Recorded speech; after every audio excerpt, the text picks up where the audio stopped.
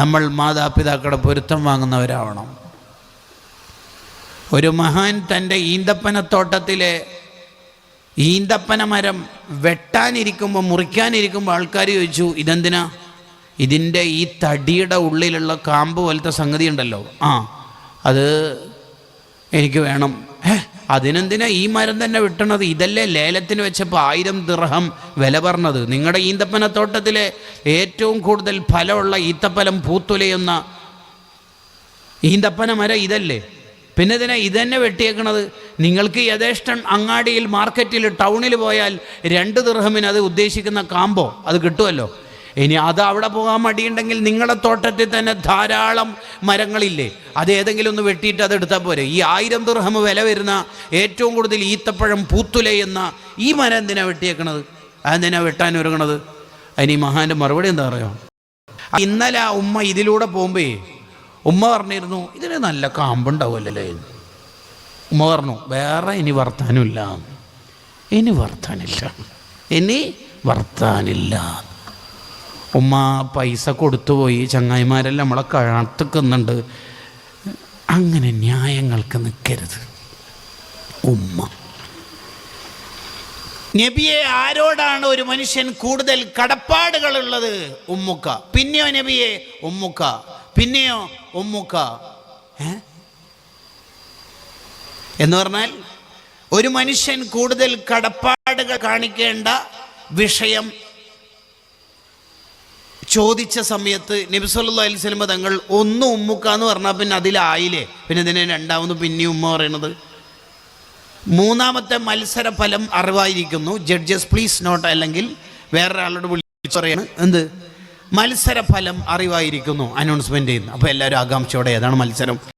ഒരു മനുഷ്യൻ ആരോടാണ് കൂടുതൽ കടപ്പാട് കാണിക്കേണ്ടത് എന്ന വിഷയത്തിലെ മത്സരത്തിൻ്റെ റിസൾട്ട്, 1ാം സ്ഥാനം ഉമ്മാക്ക്, 2ാം സ്ഥാനം ഉമ്മാക്ക് തന്നെ, 3ാം സ്ഥാനം ഉമ്മാക്ക് തന്നെ. അങ്ങനെ പറയുന്ന പോലെയാണ് ഈ ഹദീസ് പറഞ്ഞത്. 1ാം സ്ഥാനം ഉമ്മാക്ക് കഴിഞ്ഞാൽ പിന്നെ അടുത്ത ഇല്ല. ഉമ്മാൻ്റെത് കഴിയൂല.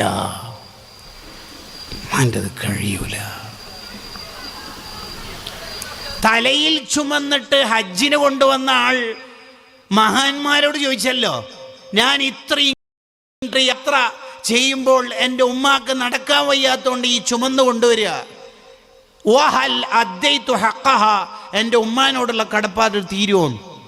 10-1 പോലും തീരൂല. എന്തേ? നിന്നെ ഗർഭം ചുമന്ന കാലത്ത് നീ ഇടത്തുനിന്ന് വലത്തോട്ടേക്ക് തിരിയുമ്പോൾ ഉമ്മ സഹിച്ച വേദനൻ്റെ പകരം എന്ത് ചെയ്താലാ തീരുക?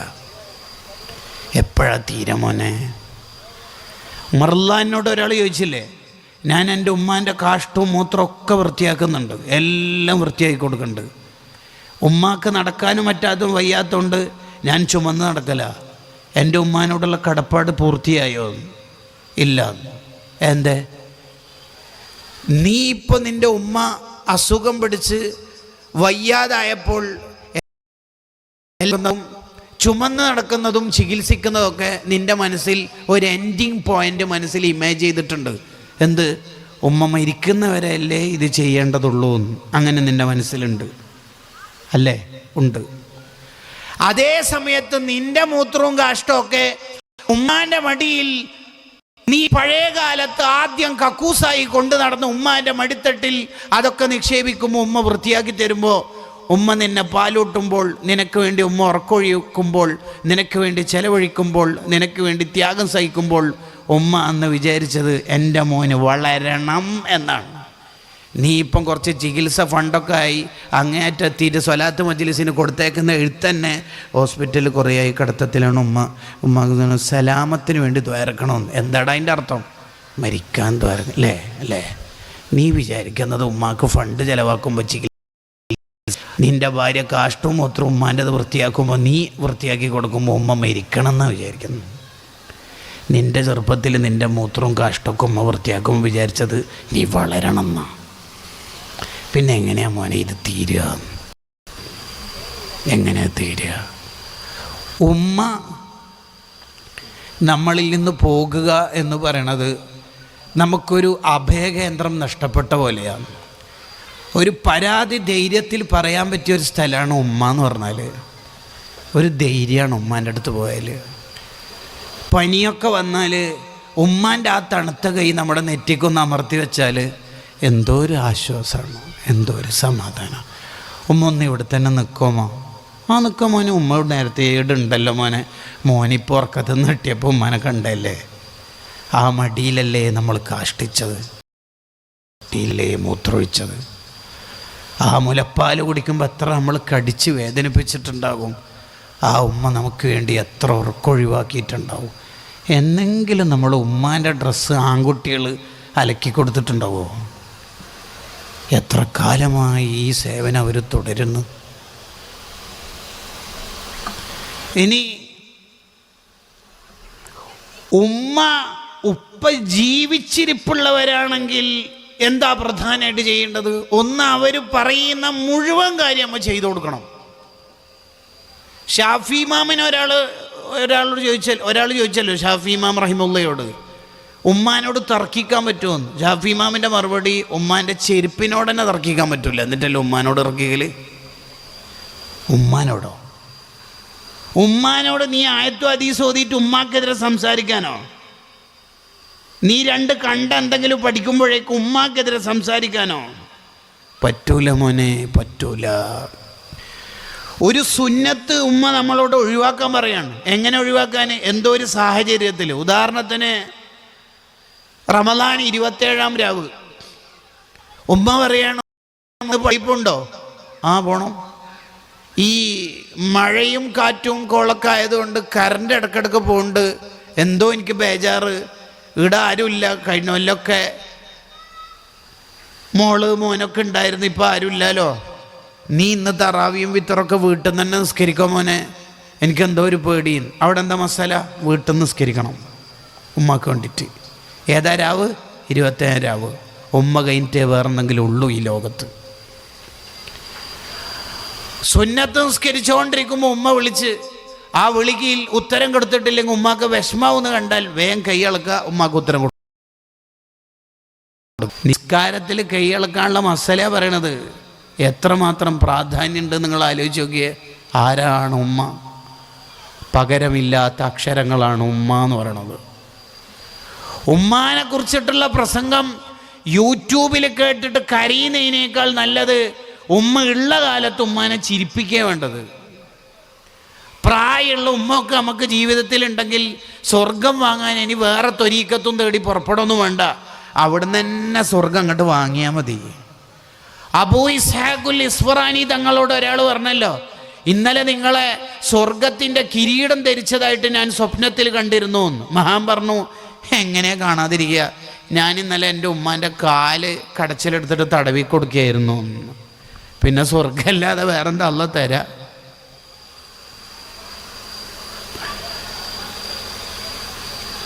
അപ്പോൾ ഒന്നാമത് വേണ്ടത് അവരെന്തു പറഞ്ഞാലും നമ്മൾ അനുസരിക്കണം.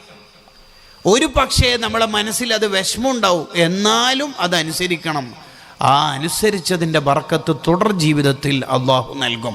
ആ പെണ്ണിനെ വേണ്ട മോനെ, നിനക്ക് എനിക്കെന്തോ ഒരു ഹൈർ തോന്നുന്നില്ല നീ അവിടെ വീടെടുക്കുന്നത്. ഉമ്മ എന്തി പറയുന്നു?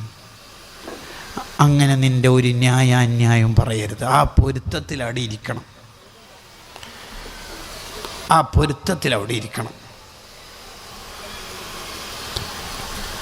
രണ്ടാമത്തത്, അവരുടെ മുന്നിൽ നിന്ന് ശബ്ദം ഉയർത്താൻ പാടില്ല. ഒരു മഹാനെ ഉമ്മ വിളിച്ചു, വലിയ ഹദീസ് പണ്ഡിതനാണ് ആ മഹാൻ. എന്തുമ്മാന്ന് ചോദിച്ചു. എന്തുമ്മ കാര്യം പറഞ്ഞു, കാര്യം നിർവഹിച്ചു കൊടുത്തു. പിന്നെ ഈ മഹാൻ വീട്ടിൽ റൂമിൽ ഇരുന്നിട്ട് ചിന്തിക്കുകയാണ്, ഞാൻ നേരത്തെ ഉമ്മനോട് എന്തേന്ന് ചോദിച്ചത് സൗണ്ട് കൂടിപ്പോയോ? അത് പേടായോ റബ്ബേ. നേരെ അങ്ങാടിയിൽ ചെന്ന് വലിയ വില വരുന്ന 2 അടിമകളെ വാങ്ങി, ലക്ഷങ്ങൾ വില വരും കേട്ടോ, അടിമകളെ വാങ്ങിയിട്ട് മോചിപ്പിച്ചിട്ട് അള്ളാഹിനോട് ദ്വാരുന്നു, നേരത്തെ ഉമ്മാനോട് എന്തേന്ന് ചോദിച്ചതിൽ സൗണ്ട് കൂടിപ്പോയിന് 2 അടിമകളെ വാങ്ങി മോചിപ്പിച്ചിട്ടുണ്ട്. പൊരുത്തപ്പെടണേ അള്ളാഹ്, കൂടിപ്പോയതാണ്, അറിയാണ്ട് അങ്ങോട്ട് വന്നു പോയതാണ്. ഇതാണ് മുസ്ലിമിൻ്റെ ജീവിതം എന്ന് പറയുന്നത്. ഞാൻ ടൗണിൽ നിന്നല്ലേ വരുന്നത്, എന്നേരം പറഞ്ഞൂടെ തക്കാളി വാങ്ങാൻ? ഇനിയിപ്പോൾ ആദ്യം വെയിലത്ത് പോകാനാ, എന്നെ കൊണ്ടാവില്ല എന്നാണ് പുതിയ സിദ്ധാന്തം. ഞാൻ എൻ്റെ ഭാര്യനെ കൂട്ടിയിട്ട് എവിടെ പോകുന്നു എല്ലാം ഇവിടെ പറയണ, ഇതെന്താ ഓഫീസാ എന്നതാണ് പുതിയ ചെറുപ്പക്കാരുടെ വർത്താനം. കല്യാണം കഴിക്കുന്നവരും ഉമ്മയായിരുന്നവൻ്റെ എല്ലാം പിന്നെ ഒരു പെണ്ണിനെ കാണുമ്പോഴേക്കും മോനെ നീ ഒഴിവാക്കി പോകേണ്ടതല്ല ഉമ്മ. ബാക്കി ഏത് തെറ്റായാലും ആഖിറത്തിലായിരിക്കും അതിൻ്റെ ശിക്ഷ ഉണ്ടാവുക. ഇത് നോ, ദുനിയാവ് തന്നെ കിട്ടിത്തുടങ്ങും. ഉമ്മാനെ എങ്ങാനും ഉപ്പാനെ എങ്ങാനും ബുദ്ധിമുട്ടിച്ചാൽ ദുനിയാവ് തന്നെ കിട്ടും.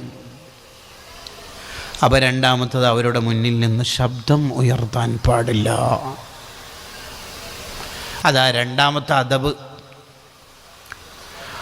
മൂന്നാമത്തത്, അവരെ നോക്കുന്നത് എപ്പോഴും വളരെ ആദരവോടെ, തഅ്ലീമോടെ, ബഹുമാനത്തോടെ ആയിരിക്കണം.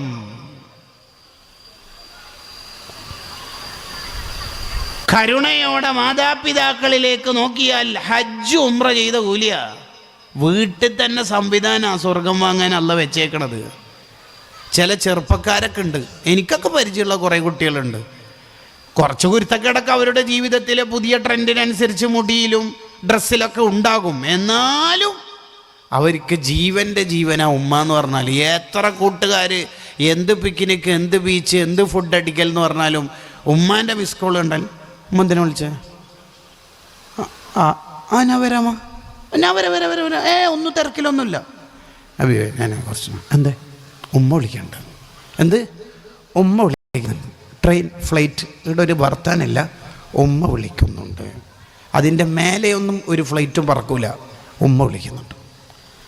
അങ്ങനെ നമുക്ക് കഴിയണം മനുഷ്യന്മാരെ. ഒരു ഉമ്മയല്ലേ നമുക്ക് ജീവിതത്തിലുള്ളൂ. ഉമ്മ പോയാൽ ഇനി ആര്? ഉമ്മ പോയാൽ കണ്ണിൻ്റെ കാഴ്ച പോയ പോലെ എന്നല്ല പറയേണ്ടത്, സൂര്യനെ അസ്തമിച്ച പോലെയാണ്. ഒരു ഇരുട്ടായിരിക്കും ജീവിതത്തിൽ. ഒന്നും ആരോടും പറയാനും കഴിയില്ല, ഒരു ടെൻഷൻ പറയാൻ കഴിയില്ല. കാരണം ബാക്കി ആരോട് നമ്മൾ ടെൻഷൻ പറഞ്ഞാലും അവരുടെ ടെൻഷൻ നമുക്ക് കേൾക്കേണ്ടി വരും.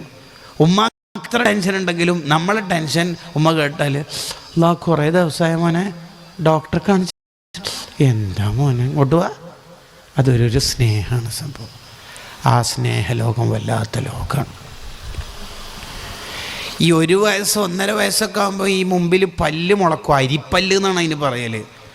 അന്നാണെങ്കിൽ നമുക്ക് ഈ കുറച്ച് മുലപ്പാൽ കുടിച്ചാലൊന്നും വല്ലാതെ ദാഹം മാറിക്കിട്ടൂല.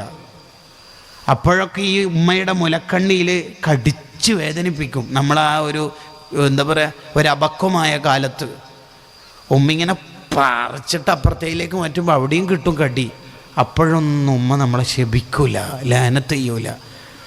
കള്ള കിട്ടൻ എൻ്റെ മോന് പറഞ്ഞ അങ്ങനെ ഒരു തമാശയിലൂടെ അതെത്രയാ വേദനിച്ചിട്ടുണ്ടാവുക, എത്ര വേദനിച്ചിട്ടുണ്ട്. നമ്മൾ തന്നെ ടോയ്ലറ്റിലൊക്കെ പോയാൽ ഇടത് കൈ കൊണ്ടേ വൃത്തിയാക്കുകയുള്ളൂ. വലത് കൈ കൊണ്ട് വെള്ളം എത്ര അടിച്ചാലും നജസ് ടച്ച് ചെയ്യണമെങ്കിൽ ഇടത്തേക്ക് കൈ കൊണ്ടേ ടച്ച് ചെയ്യുള്ളൂ. നമ്മളെ കാഷ്ടവും മൂത്രവും വലത് കൈ കൊണ്ട് തൊട്ട ഒരു മനുഷ്യൻ ഈ ഭൂമിയിൽ ജീവിച്ചു പോയിട്ടുണ്ടെങ്കിൽ നമ്മൾ ഉമ്മ മാത്രമായിരിക്കും. ഇപ്പല്ലേ ഈ പമ്പേഴ്സ് കൾച്ചറൊക്കെ വന്നത്. എന്തപ്പോൾ അതിന് പകരം പറയാം? എന്തപ്പോൾ പകരം? എപ്പോൾ സ്നേഹത്തോടെ മാത്രം നോക്കണം, സ്നേഹത്തോടെ മാത്രം. മോനെ നീ കുറച്ച് ദിവസം ലീവിന് വന്നാൽ എൻ്റെ അടുത്ത് നിൽക്കണേ മോനെ എന്ന് ചെറുക്കനോട് ഉമ്മ പറഞ്ഞാൽ, ഞാൻ ലീവിന് എങ്ങനെ വരും ഉമ്മ, ടിക്കറ്റ് ഫെയർ. നീ ഇപ്പോഴേന് വരൂല, നീ സാധാ റബീഉൽ അവ്വലിനും റമദാനിലൊക്കെ വരത്തുണ്ടല്ല. ഓൻ വരൂല. എന്തുകൊണ്ട്? ഓൻ ഭാര്യനെ ഖത്തറിലേക്ക് കൂട്ടീന്. വരില്ലല്ലോ, വരില്ല. എന്നാൽ പിന്നെ എൻ്റെ ഭാര്യ ഫൗസിയാനെങ്കിലും അയച്ചുകൂടെടാ. തീരെ കഴിയുന്നില്ലടാ, തീരെ ആവുന്നില്ലടാ, തീരെ കഴിയുന്നില്ല. ആരും പണിയെടുപ്പിക്കാനൊന്നല്ല, എന്നാലും ഒരു ചായ ഉപ്പാക്ക് ആക്കി കൊടുക്കാൻ ആരുമില്ല. അപ്പം മോൻ്റെ ഡയലോഗ്, ഓളോട് ഞാൻ പറഞ്ഞു നോക്കി പറയുന്നത്, നിങ്ങില്ലാണ്ട് ഞാൻ എങ്ങനെ പോവാ, അങ്ക് മിസ്സിങ് ആണ്. ആടുകൾ ഇപ്പോൾ വൃദ്ധസദനങ്ങളാണ്. ഓരോ വീടും വൃദ്ധസദന. 5 മക്കൾ, ഓരോരുത്തരിങ്ങനെ വ്യത്യസ്ത ഗൾഫ് രാജ്യത്ത് വിത്ത് ദെയർ വൈഫ്സ്, അവരുടെ ഭാര്യമാരൊന്നിച്ച്. ആജിക്ക് അജുമിയും വൃദ്ധസദനത്തിലാണ്. 5 ബെഡ്റൂമുള്ള വീടൊക്കെ ആയിരിക്കും, ബാത്റൂം അറ്റാച്ച്ഡ് ആയിരിക്കും. വൃദ്ധസദനങ്ങളാണ്. ആർക്ക്? അവരവർ my life is my choice. എൻ്റെ ജീവിതം, ഞാൻ, എൻ്റെ ഭാര്യ, എൻ്റെ മക്കൾ എന്ന ലോകത്ത് ചുരുണ്ട് കടന്നുപോയി. ഉമ്മാനെ മറന്നിട്ടൊരു ജീവിതം ഒരാൾക്കുണ്ടോ? പോയി. അവൻ്റെ ഒരു ഇബാദത്തും അല്ലാഹ്ക്ക് വേണ്ട. ഇനി ഉപ്പിയുമ്മയും മരിച്ചു പോയവരാണെങ്കിലോ അതെന്താ വേണ്ടത്? അൽ ഈലാഹു അൽ ബയാൻ എന്ന ഇബ്നു ഹജറുൽ ഹൈതമി റഹിമഹുള്ളയുടെ കിതാബിൽ കാണാം. 3 കാര്യങ്ങളാണ് അവിടെ ശ്രദ്ധിക്കേണ്ടത്. ഉപ്പയും ഉമ്മയും ജീവിച്ചിരിപ്പില്ലെങ്കിൽ 3 കാര്യങ്ങൾ. 1, ജീവിച്ചിരിപ്പുള്ള ഒരാൾ ഉണ്ടെങ്കിൽ, എന്ന് പറഞ്ഞാൽ ഉമ്മയാണ് മരിച്ചത് അല്ലെങ്കിൽ ഉപ്പയാണ് മരിച്ചത്, ഒരാളുണ്ട്, അവരെ കൂടുതൽ കൂടുതൽ സന്തോഷിപ്പിക്കുന്ന പ്രവർത്തനങ്ങൾ. എന്നാൽ മരിച്ചുപോയ ആളെ കൂടി അതൊരു സന്തോഷിപ്പിക്കലാവും. ഇവരെ കൂടുതൽ സന്തോഷിപ്പിച്ചാൽ അതുകൂടി മേക്കപ്പ് ചെയ്തു പോകും എന്ന് ചുരുക്കം. ഒന്നതാണ്. ഉമ്മയുള്ളൂ, നല്ലോണം സന്തോഷിപ്പിക്കുക. ഉപ്പാനെ കൂടുതൽ സന്തോഷിപ്പിക്കാനൊന്നും കഴിഞ്ഞിട്ടില്ല. ഉപ്പ പെട്ടെന്ന് മരിച്ചുപോയി, അല്ലെങ്കിൽ ഉപ്പ മാത്രമേ ഉള്ളൂ, ഉമ്മ പോയി. അപ്പോൾ ഉപ്പാൻ്റെ കൂടെ തന്നെ പരമാവധി സമയത്തുണ്ടാവുക. എന്നാൽ ഉമ്മാക്കും സന്തോഷം, അത് മേക്കപ്പ് ചെയ്ത് പോകും. 1. 2, അവരുടെ ഖബർ സിയാറത്ത് ചെയ്യുക. അത് അവർക്ക് വലിയ സന്തോഷമുള്ള കാര്യമാണ്. മക്കൾ അവരുടെ ഖബർ സിയാറത്ത് ചെയ്യുമ്പോൾ ബാക്കി ഖബറാളികളോട് ഈ ഉപ്പയും ഉമ്മയും അഭിമാനപൂർവ്വം പറയത്രേ, അവരും അസ്സലാമു അലൈക്കും ദാറ ഖൗമിയൽ മുഅ്മിനീൻ എന്ന് സലാം പറയും. നിങ്ങളെല്ലാവരും പൊറുക്കിയെടുക്കാൻ പോകുന്നില്ലേ? ഞാനങ്ങനെയൊന്നും പോകുന്നില്ല, എനിക്ക് സ്പെഷ്യലായിട്ട് വേറെ തന്നെ വരുന്നുണ്ട്, എൻ്റെ മോന് കൊടുത്തയക്കുന്നുണ്ട്. നമ്മളാകുന്ന മക്കൾ ഉപ്പാക്കും ഉമ്മാക്കും അഭിമാനിക്കാൻ പറ്റുന്ന മക്കളാവണം. 2. 3-മത്തത് വത്തസദ്ദഖു അൻഹുമാ, അവരുടെ പേരിൽ ചെയ്യുക. മരിച്ചുപോയവരുടെ പേരിൽ സ്വതക്ക ചെയ്യുക. ഇന്ന സ്വതക്കത തസിലു ഇലാ മയ്യത്തിൻ ബിലാ ഖിലാഫിൻ ബൈനൽ മുസ്ലിമീൻ. ഇമാം നവവി റഹിമഹുല്ലാഹ് ശർഹ് മുസ്ലിമിൽ പറഞ്ഞല്ലോ, മരിച്ചുപോയവരുടെ പേരിൽ ചെയ്യുന്ന സ്വതക്ക അവർക്ക് ഉപകാരപ്പെടും എന്ന വിഷയത്തിൽ ഒരു മുസ്ലിമിനും എതിരഭിപ്രായമില്ല. വഹാബിനെ കുറിച്ചല്ല പറയണത്, ഒരു മുസ്ലിമിനും എതിരഭിപ്രായമില്ല. ഇന്ന സ്വതക്കത തസിലു ഇലാ മയ്യത്തിൻ ബിലാ ഖിലാഫിൻ ബൈനൽ മുസ്ലിമീൻ. നൂറ്റാണ്ടുകൾക്ക് മുമ്പ് ഇമാം നവവി റഹിമഹുല്ലാഹ് അവിടുത്തെ ശർഹ് മുസ്ലിമിൽ എഴുതി വെക്കുന്നുണ്ട്. വഹാബികൾ പറയുന്ന നോക്കണ്ട, മുജാഹിദ് ജമാഅത്തുകാരോ ഓർക്കെന്ത് ദീനറിയാം. മുസ്ലിങ്ങൾക്കിടയിൽ അഭിപ്രായ വ്യത്യാസം ഇല്ല എന്ന് പറഞ്ഞാൽ പിന്നെ ഒരുത്ത മുസ്ലിം ആണെങ്കിൽ അഭിപ്രായ വ്യത്യാസം ഉണ്ടാകാൻ പാടില്ല എന്ന്. വഹാബികൾ തന്നെ അംഗീകരിക്കുന്ന നേതാക്കൾ അവരുടെ കിതാബിൽ ഈ വിഷയം എഴുതി വെക്കുന്നുണ്ട്. ഇപ്പോൾ ഞാൻ അതിലേക്കൊന്നും കടന്നു കയറി സംസാരിക്കണില്ല. മരിച്ചുപോയ മാതാപിതാക്കൾക്ക് മക്കൾ ഇങ്ങനെ ഖൈറ് കൊടുത്തേക്കുമ്പോൾ അവിടെ സംഭവിക്കുന്ന ഒരു സന്തോഷമുണ്ട്. എന്താ സന്തോഷം? ആ മാതാപിതാക്കളുടെ മനസ്സിൽ വലിയ സന്തോഷം ഉണ്ടാകും. ഈ സ്വതക്കയും ഈ ഖൈറാത്തും ഖബറിലേക്ക് എത്തുമ്പോൾ അവർക്ക് വലിയ ഹാപ്പിയാവും. തീർന്നില്ല, ഇത് കണ്ടിട്ട് ആ മാതാപിതാക്കൾ ജീവിച്ചിരിക്കുന്ന മക്കൾക്ക് വേണ്ടി ഇങ്ങോട്ട് ദുആ ചെയ്യും. എന്താ ദുആക്കല്? ഈ ഖൈറ് കൊടുത്തയച്ചുകൊണ്ടിരിക്കുന്ന എൻ്റെ മക്കളെ ഖൈറിൽ തന്നെ നിലനിർത്തണേ അല്ലാന്ന് ദ്വാർക്കും. മരിച്ചു പോയവർ ജീവിച്ചിരിപ്പുള്ള മനുഷ്യർക്ക് ഇങ്ങോട്ട് ദ്വാരക്കൊന്ന്. ഇബ്നു റജബുൽ ഹംബലി റഹിമഹുള്ളയുടെ അഹ്വാലുൽ ഖുബൂർ എന്ന ഗ്രന്ഥത്തിൽ വിശദമായി ആ കാര്യം പറയുന്നുണ്ട്. കണ്ടോ, ഇതാണ് മാതാപിതാക്കളോടുള്ള കമ്മിറ്റ്മെൻ്റ് എന്ന് പറയുന്നത്. തീർന്നിട്ടില്ല. മാതാപിതാക്കളുമായി ബന്ധമുള്ള ആരെല്ലാം ഉണ്ടോ അവരെല്ലാം സ്നേഹിക്കണം, അവരെ മുഴുവനും ബഹുമാനിക്കണം. ഉമ്മയുടെ ജ്യേഷ്ഠത്തിമാർ അഥവാ മൂത്തമ്മമാർ, ഉമ്മയുടെ അനുജത്തിമാർ, ഇളയമമാർ, അവരൊക്കെ ഉമ്മാനെ സ്നേഹിക്കണ പോലെ, ഉമ്മാനെ ബഹുമാനിക്കുന്ന പോലെ നോക്കണം. ആരാ അതൊക്കെ ചെയ്യണത്? ഉപ്പാന്റെ ജ്യേഷ്ഠനുജന്മാർ ഉപ്പയെ സ്നേഹിക്കുന്ന പോലെ അവരെയും സ്നേഹിക്കണം. ഇബ്നു ഹജർ റഹിമഹുള്ളയുടെ അസ്നൽ മത്വാലിബ് ഫീ സിലത്തിൽ അർഹാമി വൽ അഖാരിബ് എന്ന ഗ്രന്ഥത്തിൽ ഈ വിഷയം ചർച്ച ചെയ്യാൻ വേണ്ടി ദീർഘമായ പഠനങ്ങൾ, പേജുകൾ ഉണ്ട്. ഇളയമാനും മുത്തമ്മാനെയൊക്കെ നമ്മൾ സ്നേഹിക്കുന്നത് ഉമ്മാനോടുള്ള സ്നേഹത്തിൻ്റെ ഭാഗ. അൽ ഖാലത്തു ബിമൻസിലത്തിൽ ഉമ്മീന, അൽ ഖാലത്തു ബിമൻസിലത്തിൽ ഉമ്മി, ഉമ്മാൻ്റെ സ്ഥാനത്താണ് ഉമ്മാൻ്റെ സഹോദരിമാർ. അത് ഉമ്മയും പഠിപ്പിച്ചു കൊടുക്കണം.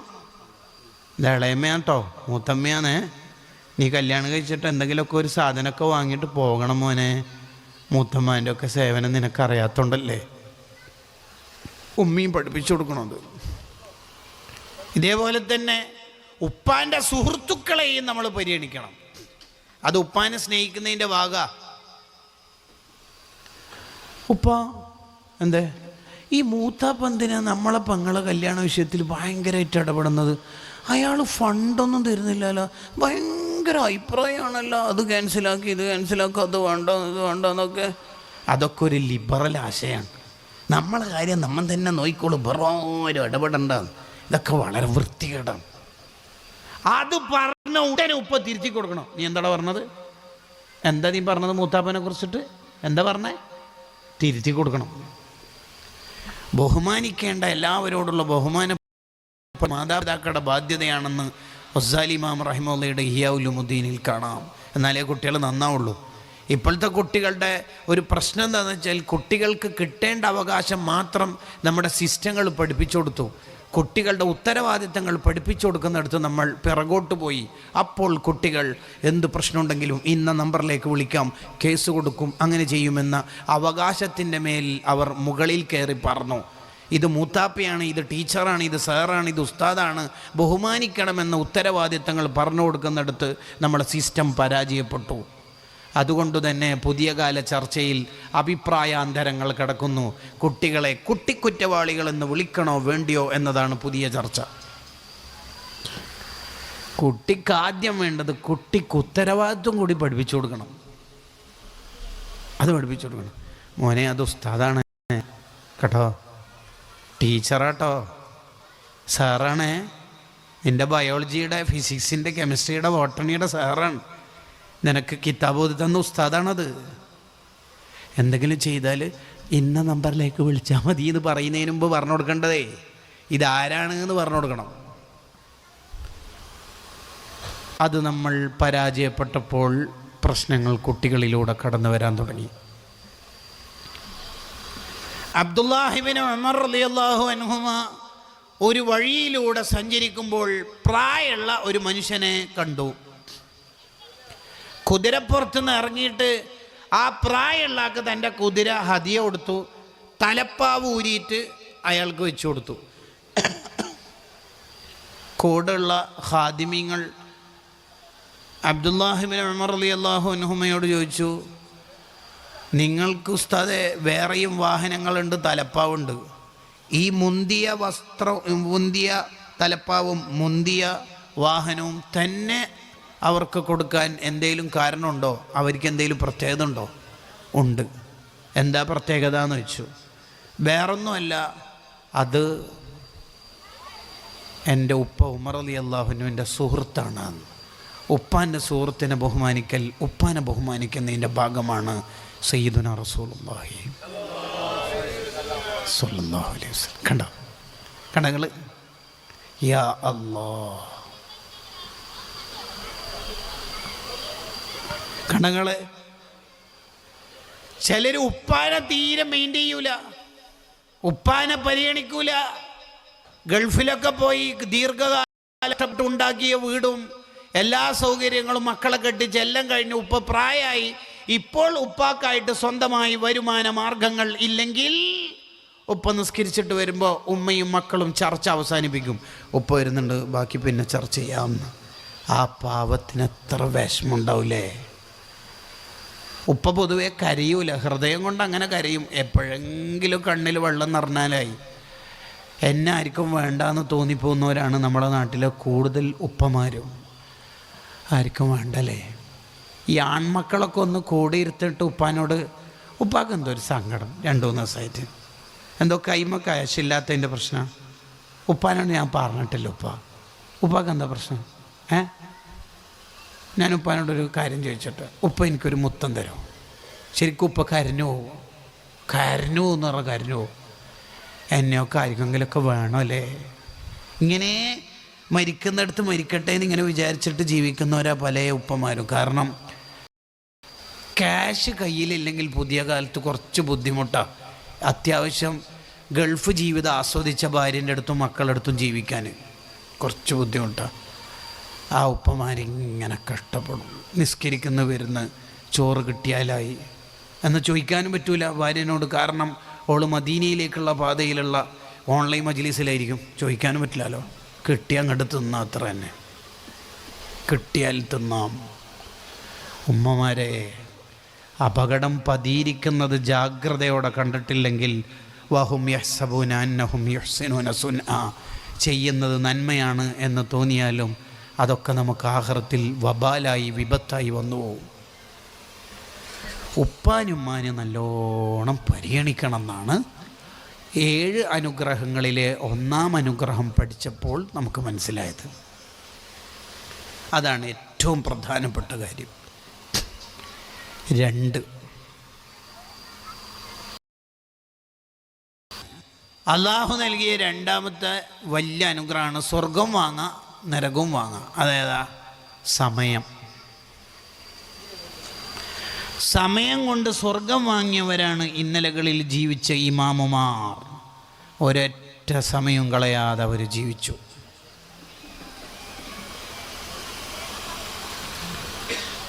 ഒരൊറ്റ സെക്കൻഡും ജീവിതത്തിൽ നഷ്ടപ്പെടാതെ ഓരോ സെക്കൻഡുകളും ആഖിറത്തിൽ അനുകൂല സാക്ഷി നിൽക്കും വിധത്തിൽ അവരുടെ ആലോചനകൾ കൊണ്ട്, രചനകൾ കൊണ്ട് സമയത്തെ സമ്പന്നമാക്കി.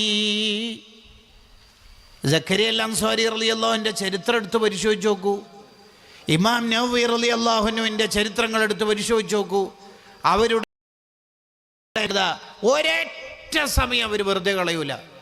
ചില ഇമാമിങ്ങളുടെ ചരിത്രം എടുത്ത് പരിശോധിച്ചാൽ നമുക്ക് ബോധ്യപ്പെടുന്ന ഒരു കാര്യം എന്താണെന്നറിയോ? അവർ നടന്നു പോകുമ്പോൾ വരെ കിതാബ് നോക്കൂ. അത്രേ, വഴിയിലൂടെ നടന്നു പോകുമ്പോൾ വരെ കിതാബ് നോക്കൂ. എന്തിന്?